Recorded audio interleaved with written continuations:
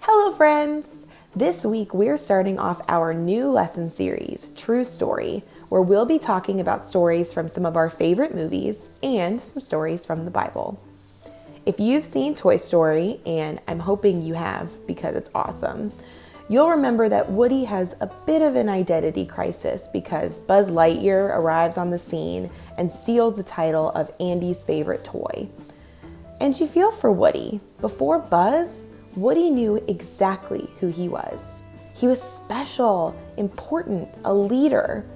But Woody began to doubt himself when Andy's attention shifted to Buzz, a guy with skills, qualities, and areas of expertise Woody didn't have.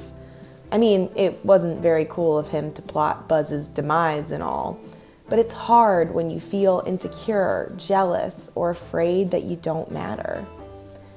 In the first book of the Bible, Genesis, there's a story about two brothers named Cain and Abel, the sons of Adam and Eve. Cain tended to the family's crops, and Abel worked with the animals. When it came time to give offerings to God, they each brought forward some of what they had tended to in their work. God looked more favorably upon Abel's offering than Cain's, which caused Cain to become incredibly jealous. After, Cain attacked Abel in a field and killed him, all because of his jealousy. But Cain isn't the only person in Scripture who attacked their brother out of jealousy. Later in the book of Genesis, we meet a 17-year-old guy named Joseph, his 11 brothers, and his father Jacob. We all know parents aren't supposed to have favorite kids, but Jacob never got that message. Joseph was Jacob's favorite, and he didn't even try to hide it. Joseph got the bulk of his father's attention and affection. He even got a fancy new coat.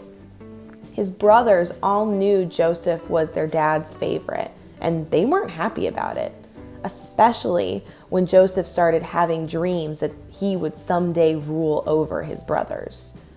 They arranged for Joseph to be sold into slavery and told their father that he had died. Just like Woody and Cain, these men allowed their fears and insecurities to turn into jealousy, which turned into anger and hatred. We might think jealousy is pretty harmless, something we all experience from time to time, but these stories show us how destructive jealousy can really be. And here's what Scripture tells us is true. We don't need to be jealous of each other because we are all carefully and intentionally designed by a good Creator who designed each of us on purpose. Paul says in his first letter to the Corinthians, there are different kinds of gifts, but the same Spirit distributes them. There are different kinds of service, but the same Lord. There are different kinds of working, but in all of them and in everyone, it is the same God at work. Now to each one, the manifestation of the Spirit is given for the common good.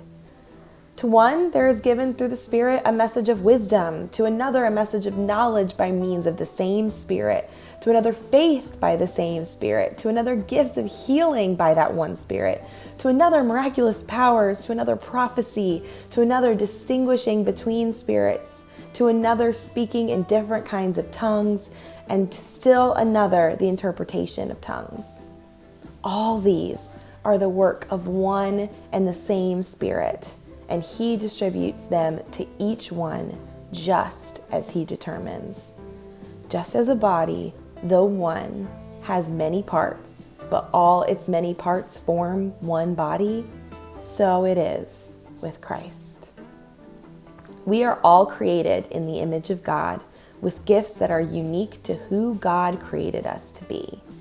If you've ever struggled with jealousy, or if you've ever felt insecure or unimportant, I want you to remember this.